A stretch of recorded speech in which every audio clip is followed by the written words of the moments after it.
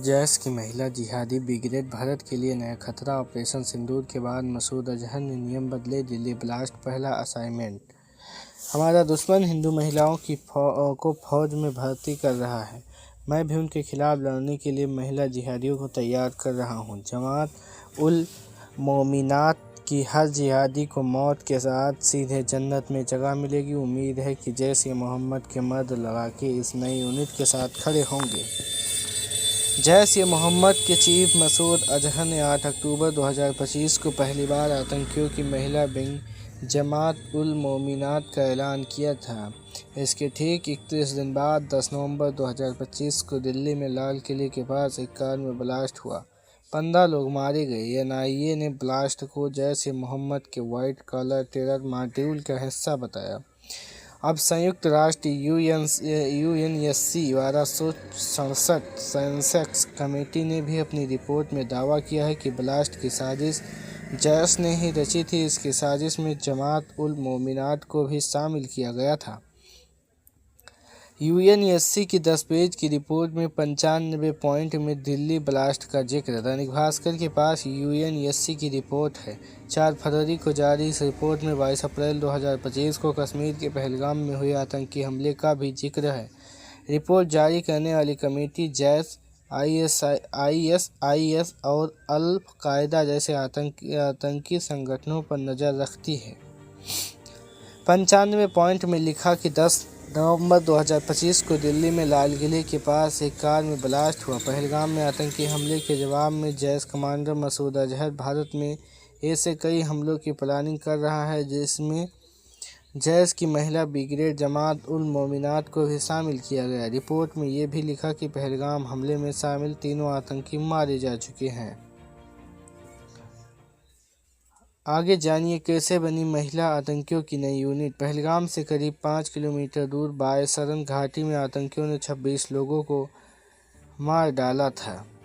इसके बाद जवाब में भारत ने ऑपरेशन सिंदूर चलाया, जिसमें जैश कमांडर मसूद अजहर के परिवार के यूसुफ अजहर, जमील अहमद, हमजा जमील और हुजैफा अजहर समेत 14 लोग मारे गए। इसके बाद मसूद अजहर की एक ऑडियो क्लिप सामने आई थी, जिसमें उसने कहा था कि मेरी बड़ी बहन अबवा बीबी भी हमले में मारी गई है।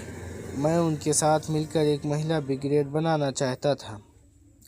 ऑपरेशन सिंदूर के बाद भारत को बदला लेने के लिए आतंकी संगठन जैश का चीफ मसूद अजहर और उसके भाई तलहा अल सैफ ने महिला आतंकियों की भर्ती शुरू की। उन लड़कियों में ज़्यादातर बहावलपुर, कराची, मुजफ्फराबाद, कोटली, हरीपुर और मनसेहरा के मदरसों में पढ़ती हैं। भारत में जमात उल मोमिनात का नेटवर्क बढ़ाने और स्लीपर सेल को मजबूत करने का काम सदिया अजहर और अफीरा बीबी को सौंपा गया। सादिया अजहर मसूद अजहर की बहन है, वहीं जमात उल मोमिनात की सबसे बड़ी लीडर हैं। सदिया का पति यूसुफ अजहर ऑपरेशन सिंदूर में मारा गया था। संगठन में कमांडर की हैसियत रखने वाली अफीरा बीबी मसूद अजहर के भतीजे उमर फारूक की पत्नी हैं। ऑपरेशन सिंदूर के बाद जैश ने बदले नियम। एनआईए से जुड़े एक सीनियर अधिकारी कहते हैं, भारत ने पाकिस्तान के अंदर घुसकर जैश-ए-मोहम्मद का हेडक्वार्टर और आतंकी ढांचे बर्बाद कर दिए। ये कार्रवाई ऑपरेशन सिंदूर का हिस्सा थी, जिसकी ब्रीफिंग कर्नल सोफिया कुरैशी और विंग कमांडर वेमिका सिंह ने की थी। ऑपरेशन सिंदूर के बाद बौखलाया मसूद अजहर लगातार भारत के खिलाफ आतंकी साजिशें रच रहा है। भारत की फौज में महिला ऑफिसर्स को देखकर उसने जैश की महिला ब्रिगेड शुरू करने का फैसला लिया। जमात उल मोमिनात बनने के बाद लाल किले के पास ब्लास्ट हुआ। एनआईए ने इस मामले में लखनऊ की डॉक्टर शाहीन सईद को गिरफ्तार किया। पूछताछ में पता चला कि वह जमात उल मोमिनात की कमांडर अफीरा बीबी के कांटेक्ट में थी। उसी ने शाहीन को भारत में महिलाओं को आतंकी ब्रिगेड में शामिल कर फिदायीन बनाने का काम सौंपा था। एनआईए को दिल्ली कार ब्लास्ट केस में जैश-ए-मोहम्मद और अंसार गज़वात उल हिंद के शामिल होने की लिंक मिले हैं। इस मामले में 9 लोगों को गिरफ्तार किया गया है। इसमें फरीदाबाद की अल-फलाह यूनिवर्सिटी की डॉक्टर शाहीन सईद, डॉक्टर आदिल और डॉक्टर मुजम्मिल शकील शामिल हैं। ये भी जैश के नेटवर्क से लगातार संपर्क में थे। United state India political action committee के फाउंडर रॉबिन सचदेवा कहते हैं, जैश का इतिहास देखें तो ये संगठन अब तक महिलाओं को सीक्रेट ऑपरेशन फिदायीन हमलों में शामिल नहीं करता था। इसके बजाय उन्हें local support system, message information carrier और लॉजिकल मैनेजमेंट का काम दिया जाता था। पहलगाम आतंकी हमले और ऑपरेशन सिंदूर के बाद संगठन ने रुख बदला है। बीते 1 साल में ऐसी घटनाएं हुई हैं जिसमें महिला फिदायीन के नाम सामने आए हैं। महिलाओं की आतंकी यूनिट भारत के लिए खतरे की घंटी। रॉबिन सचदेवा आगे कहते हैं, आतंकी मसूद अजहर ने हाल के दिनों में न सिर्फ खुले तौर पर महिलाओं को आतंकी नेटवर्क बनाया, बल्कि इसका ऐलान भी किया। जमात उल मोमिनात ग्रुप भी इसी का हिस्सा है। इसके बाकायदा महिलाएं आतंकियों को कमांडर और कैप्टन जैसी पोस्ट दी गई है। इनका मकसद पाकिस्तान सहित भारत की पढ़ी लिखी भारतीय महिलाओं को कट्टरपंथी बनाकर आतंकी संगठन में भर्ती करना है। यह भारत के लिए खतरे की घंटी है। रॉबिन कहते हैं, दुनिया भर में देखें तो अब तक श्रीलंका में लिट्टे को ही एक्टिव वुमेन ट्रेडर ग्रुप्स बनाने के लिए जाना जाता रहा है। लिट्टे ने सबसे पहले महिलाओं को संगठन में शामिल किया। पूर्व प्रधानमंत्री राजीव गांधी की हत्या जैसी खौफनाक घटना की धीरे धीरे उनकी आइडियोलॉजी को बोको हराम और ISIS जैसे आतंकी संगठन ने फॉलो किया। इसी लिस्ट में अब जैश की आतंकी यूनिट जमात उल मोमिनात का नाम जुड़ गया है। दिल्ली ब्लास्ट का जमात उल मोमिनात से लिंक कितना खतरनाक। जम्मू कश्मीर के पूर्व DGP SP वैद्य बताते हैं, दिल्ली ब्लास्ट की जांच में NIA ने जिस सच का पर्दा उठाया था वो होश उड़ाने के लिए काफ़ी है। अब हमारा सामना सिर्फ मदरसों या गांवों से कट्टरपंथी बनकर आए युवाओं से नहीं।